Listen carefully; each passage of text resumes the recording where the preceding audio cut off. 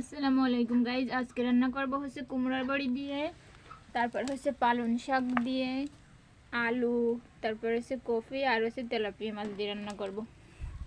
এখন কড়াইতে সব মশলা টশলা দিয়ে দিই।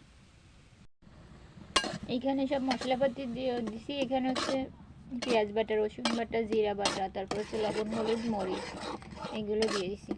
তেল দিনে এখনও তেল দেবো। এখন এটা ভালো করে মিশিয়ে তারপর হচ্ছে তেল দিয়ে দেবো।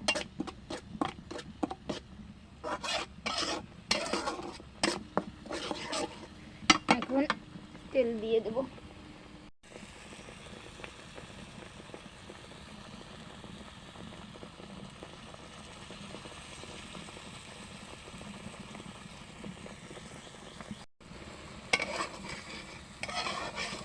এখন এই মশলার ভিতরে সব কষিয়ে নিতে হবে। প্রথমে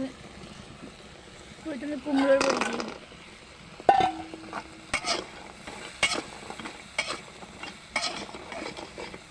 এবার হচ্ছে আলু, কপি আর মাছ দিয়ে দিই। এগুলো এখন সুন্দর করে মিশিয়ে নিতে হবে।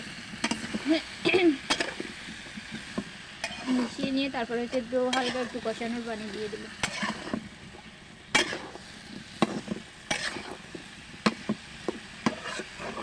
মিশানো শেষ। এখন একটু কষানোর পানি দিয়ে দিই। হালকা একটু কষানোর পানি দিয়ে দিছি। এখন কষানো হয়ে গেলে তারপরে হচ্ছে ঝোলের পানি দিয়ে শাক দিয়ে দেব। আমার তরকারি রান্না করা হয়ে গেছে। এখন হচ্ছে ভাত রান্না করব।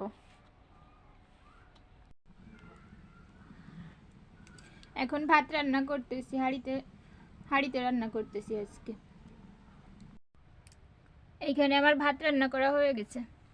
আর হচ্ছে এইখানে হচ্ছে আব্বুর জন্য গরম পানি দিছি।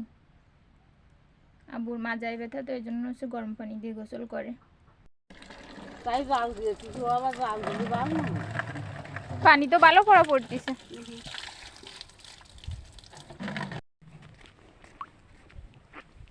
আমি হচ্ছে কলে পানি আনতে গেছিলাম, এখন পানি নিয়ে যাচ্ছি।